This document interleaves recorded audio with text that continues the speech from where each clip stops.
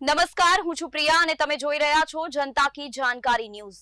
નજર કરીએ આજના સમાચાર ઉપર। અમિત ખૂટ આપઘાત કેસમાં રાજદીપસિંહ રીબડા 2 દિવસના રિમાન્ડ પર જજના નિવાસ સ્થાને રજૂ કરાયો। પોલીસ સમક્ષ કહ્યું, કેસમાં મારું નામ ખોટી રીતે આવ્યું છે।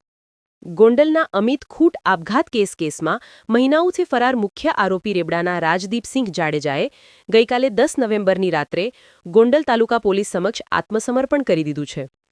તપાસ અધિકારી જેતપુર શહેરના પીઆઈ એડી પરમારે તાત્કાલિક તેમનો કાયદેસર કબજો સંભાળીને તેમને જેતપુર શહેર પોલીસ સ્ટેશન ખાતે લઈ આવેલ। ત્યારબાદ આજે તેને જજ સમક્ષ અંદાજે 7 વાગ્યા આસપાસ રજૂ કરવામાં આવ્યો હતો, જેના 2 દિવસના રિમાન્ડ મંજૂર કરવામાં આવ્યા છે। આજે 11 નવેમ્બરની સાંજે રાજદીપસિંહ જાડેજાને ગોંડલના ત્રીજા એડિશનલ સિનિયર સિવિલ જજ આર.એસ. રાઠોડ સમક્ષ તેમના નિવાસસ્થાને રજૂ કરવામાં આવ્યા હતા। તપાસ અધિકારી દ્વારા કોર્ટ સમક્ષ 10 દિવસના રિમાન્ડની માંગણી કરવામાં આવી હતી।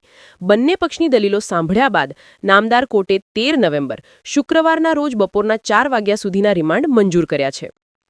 પોલીસની પ્રાથમિક પૂછપરછમાં એવું સામે આવ્યું છે કે અમિત ખૂટના આપઘાત બાદ રાજદીપસિંહ જાડેજાએ અમદાવાદ અને રીબડા તરફ આશરો લીધો હતો।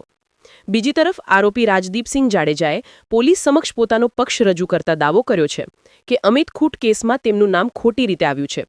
તેણે એવો પણ ઉમેરો કર્યો કે 2022માં પણ આ જ વ્યક્તિએ તેમના પર રિવોલ્વર બતાવવાની ખોટી ફરિયાદ કરી હતી। હાલમાં પોલીસે રિમાન્ડ મેળવીને આ ચકચારી કેસમાં વધુ પૂછપરછ અને તપાસનો ધમધમાટ શરૂ કર્યો છે।